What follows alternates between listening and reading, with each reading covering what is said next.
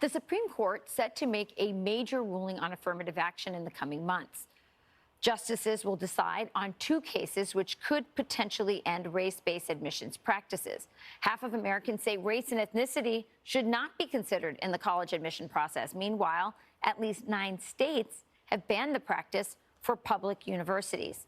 Our next guest argues that so-called race-conscious admissions policies discriminate against Asian American students, and the court must intervene, calling it a civil rights violation.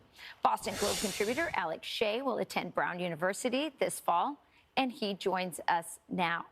Alex, you must have, welcome, and you must have known when you applied for college that there is an affirmative action game. So were you expecting to get into all of these schools despite your high scores?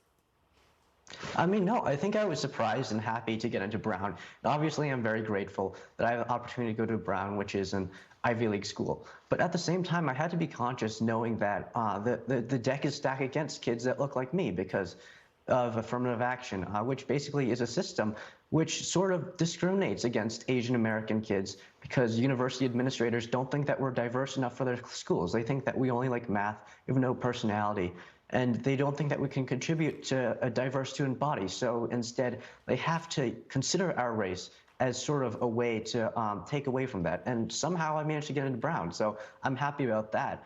But I think on behalf of all of my fellow students, regardless of race, I don't think that they should be judged on their race when we're deciding who gets into what school. I think that it'd be much better if we just looked at people's achievements and stuff that they can actually control. Yeah, I mean, it's not just Asian Americans. I've talked to many white males who also feel that they're discriminated against. So it may not be that they think that Asians don't have, the right personality or they're too heavy on math. Could be that there are only so many places and they have a diversity agenda or quota that they need to meet, so they need to make room for these others. Tell me about the case and why you decided to be involved in this, and it's going all the way to the Supreme Court. Right. Well, I think it's about who we are as a country. I think in America, fundamentally, we believe in fairness, egalitarianism. We believe in the American dream, that you can do anything if you put your mind to it. And I think that's sort of education is one of the ways that we can get there. I think education is a great way to ensure that you are in the middle class going to college. I think that we should make sure that everybody has an equal chance to achieve the American dream. Everyone has an equal shot getting into college. I mean, like, think about it, right? Higher education is the reason why I'm an American today. Our higher education system drew my grandparents to this country. That's why they became citizens and had my parents here. That's why I'm a citizen today of the United States. And I think that we have to live up to that promise. We can't be racially deciding who gets into college, because I think that people of all races are deserving of the American dream, and we shouldn't stack the deck against some races.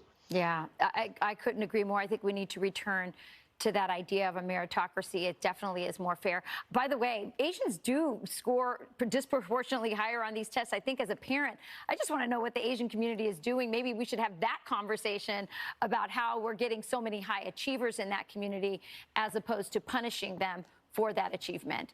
Alex, really great to have you on. Thank you. We'll be following this case, and we hope justice prevails. Thank you. Awesome. Thank you. Until next time. You got it.